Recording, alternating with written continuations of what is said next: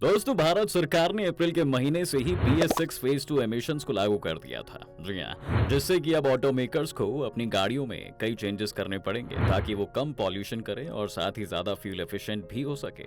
इस रेगुलेशन के आने के बाद अब भारत में 17 कार्स को हमेशा हमेशा के लिए बंद कर दिया गया और इससे आपकी बाइक्स और स्कूटर्स पर भी असर पड़ने वाला है। क्या है BS6 और इससे भारत की ऑटो इंडस्ट्री पर क्या फर्क पड़ेगा, आज ये जानने की हम कोशिश करेंगे इस वीडियो में, तो अंत तक बने रहिएगा हमारे साथ। लेकिन वीडियो शुरू होने से पहले अगर आप चैनल पर नए हैं या आपने अभी तक चैनल को सब्सक्राइब नहीं किया है तो चैनल को सब्सक्राइब करना और बेल आइकॉन दबाना बिल्कुल ना भूलें। दोस्तों, BS6 या फिर कहें कि भारत स्टेज 6 बस एक रेगुलेशंस और स्टैंडर्ड्स का सेट है जो कि एक सभी ऑटोमेकर्स को गाइड करता है कि उनके इंजन्स किस तरह के होने चाहिए। जी हाँ, BS6 का फेज 1 अप्रैल 2020 में ही लागू हो गया था और इसके लागू होने पर भी इंडस्ट्री में काफी नए बदलाव आए थे क्योंकि सरकार ने BS4 के बाद BS5 को स्किप कर दिया था और डायरेक्टली BS5 को इम्प्लीमेंट किए हुए वो BS6 तक आ गए थे और इसके सिर्फ 3 साल बाद ही BS6 के अब सेकेंड फेज को लागू कर दिया गया है जो कि पहले मुकाबले में ज्यादा स्ट्रिक्ट है। BS6 में 3 मेजर बदलाव किए गए हैं जिसमें से सबसे बड़ा बदलाव है RD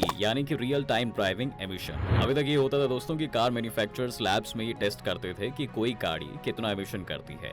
इस मेथड में प्रॉब्लम ये होती थी कि ये लैब कंडीशंस में किया जाता था जो कि बहुत आइडल सेटिंग होती है और यहाँ पर जो रिजल्ट्स आते हैं वो पूरी तरह से एक्यूरेट नहीं होते थे। अब RDE की इम्प्लीमेंटेशन से गाड़ी बनाने वाली सभी कंपनीज को अपनी गाड़ियों में ही ऑन बोर्ड ड्राइविंग या फिर कहें कि OBD सिस्टम इंस्टॉल करना पड़ेगा। ये एक एडवांस इलेक्ट्रॉनिकली कंट्रोल्ड सिस्टम है जो गाड़ी के कैटालिटिक कन्वर्टर और ऑक्सीजन सेंसर्स को रियल टाइम में मॉनिटर करेगा और साथ ही इंजन्स में होने वाले मिसफायर्स को भी इससे डिटेक्ट किया जा सकता है। जब भी गाड़ी के इंजन में से कोई गड़बड़ लगेगी तो ये आपको इंडिकेट भी कर देगा। BS6 फेज 2 का दूसरा बड़ा बदलाव PGM-FI या फिर कहें कि प्रोग्राम्ड फ्यूल इंजेक्शन को लेकर है। जैसे कि आप जानते हैं दोस्तों कि एक इंजन को काम करने के लिए उसके सिलेंडर्स तक फ्यूल और ऑक्सीजन को पहुंचाया जाता है ताकि वो जल सके और गाड़ी के लिए पावर जनरेट कर सके। इस नए चेंज के बाद अब जो फ्यूल इंजेक्ट किया जाता है उसके सिस्टम को बदला जाएगा और PGM-FI सिस्टम को इंस्टॉल किया जाएगा। ये सिस्टम अपने सेंसर्स के थ्रू इंजन को मॉनिटर करेगा और उसके थ्रॉटल, क्रैंकशाफ्ट की पोजीशनिंग, अंदर आने वाली हवा का प्रेशर और टेम्परेचर और साथ ही एग्जॉस्टेड एयर में ऑक्सीजन कंटेंट जैसी कई चीजों को कैलकुलेट करेगा और इस सब के बाद इस सिस्टम को पता होगा कि इस समय गाड़ी के इंजन में कितना फ्यूल इंजेक्ट किया जाना है। इस नए सिस्टम से फ्यूल की काफी बचत होगी और आपकी गाड़ी की माइलेज भी बढ़ जाएगी। जी हाँ, अप्रैल 2023 के बाद जितनी भी नई गाड़ियां मार्केट में आएंगी उन सभी में सिस्टम पहले से ही ये इंस्टॉल होगा। BS6 फेज 2 का तीसरा बड़ा चेंज CAFE या फिर कहें कि कॉर्पोरेट एवरेज फ्यूल एफिशिएंसी को लेकर है। वैसे तो दोस्तों CAFE रेगुलेशंस 2017 से ही भारत में इम्प्लीमेंटेड है, लेकिन BS6 के तहत अब CAFE2 रेगुलेशंस को भी लागू कर दिया गया है। ये एक बहुत ही सिंपल सा कॉन्सेप्ट है। आपने देखा होगा कि कई सारी कंपनीज आजकल ऐसी हैं जिन्होंने अपने कार्बन एमिशंस तो कम नहीं की, लेकिन वो जितना कार्बन एमिशंस करते हैं अब उतने ही पेड़ लगा देते हैं जिससे कि उनके पैदा किए गए पॉल्यूशन से धरती को कम नुकसान होता है। यही चीज CAFE2 रेगुलेशंस भी करते हैं, लेकिन इसमें कंपनीज को पेड़ नहीं लगाने हैं। इस नए रेगुलेशन के मुताबिक ये कैलकुलेट किया जाएगा कि एक कार कंपनी की सभी कार्स का एवरेज मिशन क्या है। CAFE2 रेगुलेशन से पहले एक कार मैन्युफैक्चरर को यह ध्यान रखना होता था कि उनकी सभी कार्स का एवरेज एमिशन करीब 130 ग्राम पर किलोमीटर हो, लेकिन अब इसे रिड्यूस करके 113 ग्राम पर किलोमीटर कर दिया गया है। अगर इस रूल को फॉलो करना है तो कार कंपनीज के पास दो रास्ते हैं। पहला रास्ता तो ये है कि वो अपने इंजन के डिजाइन को चेंज करे और उसे इतना एफिशिएंट बनाए कि कार्बन एमिशंस घट जाए, लेकिन इसमें काफी मेहनत लगेगी और साथ ही पूरी रिसर्च और रीडिजाइनिंग कुछ सालों का वक्त भी ले सकती है, इसलिए शॉर्ट टर्म में प्रैक्टिकल नहीं है। जी हाँ, CAFE2 रेगुलेशंस को फॉलो करने का दूसरा रास्ता ये है कि अब ये कार कंपनीज ज्यादा से ज्यादा इलेक्ट्रिक और हाइब्रिड गाड़ियां बनाना शुरू करें जिनका कार्बन एमिशन 0 या फिर बहुत कम होता है। इससे उनकी हाई कार्बन एमिशन वाली गाड़ियों का आउटपुट बैलेंस हो जाएगा। इसका सीधा सा उदाहरण आप महिंद्रा जैसी कंपनी को देखकर ले सकते हैं। महिंद्रा थार या स्कॉर्पियो जैसी गाड़ियां काफी कार्बन एमिशंस करती हैं, लेकिन इसी के साथ साथ महिंद्रा अब इलेक्ट्रिक कार्स और SUVs भी बना रहा है।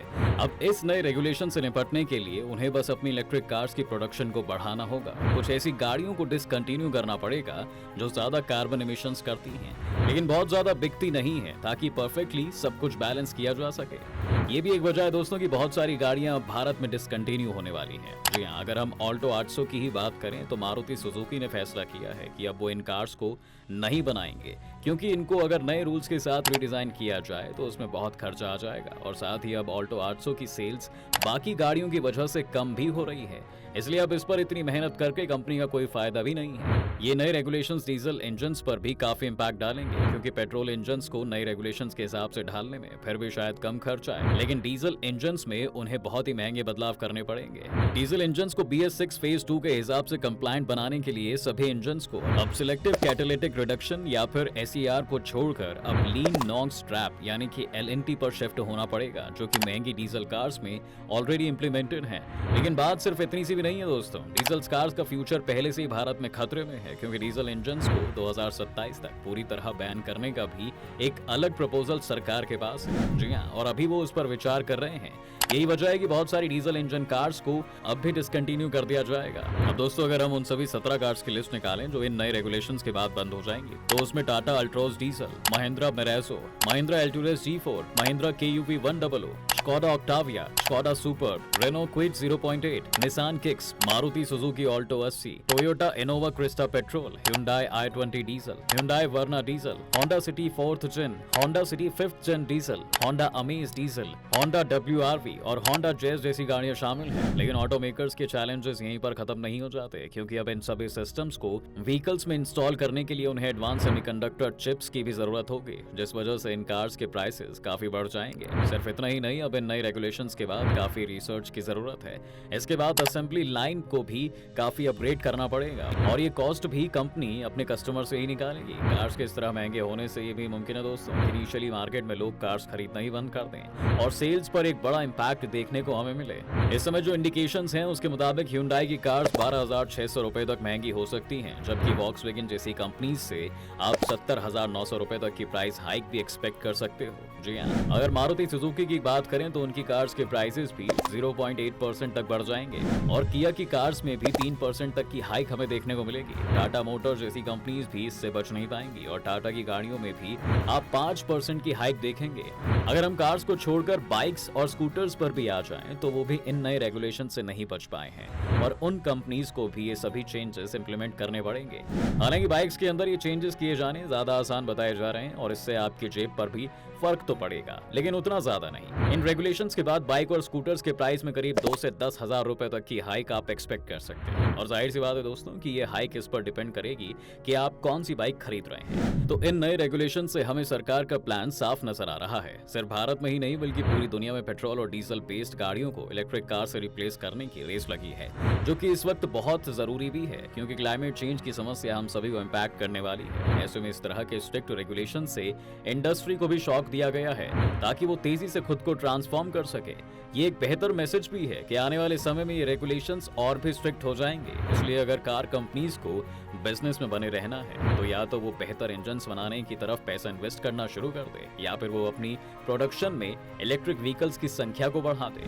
आपको इन नए रूल्स के बारे में क्या लगता है दोस्तों? हमें अपनी राय कमेंट सेक्शन में जरूर बताएं। उम्मीद है कि आपको आज के इस वीडियो में काफी कुछ नया मिला होगा। अगर आपको ये वीडियो पसंद आया है तो वीडियो को लाइक करें, और अगर आप इस चैनल पर नए हैं तो जाने से पहले चैनल को सब्सक्राइब करना भी ना भूलें।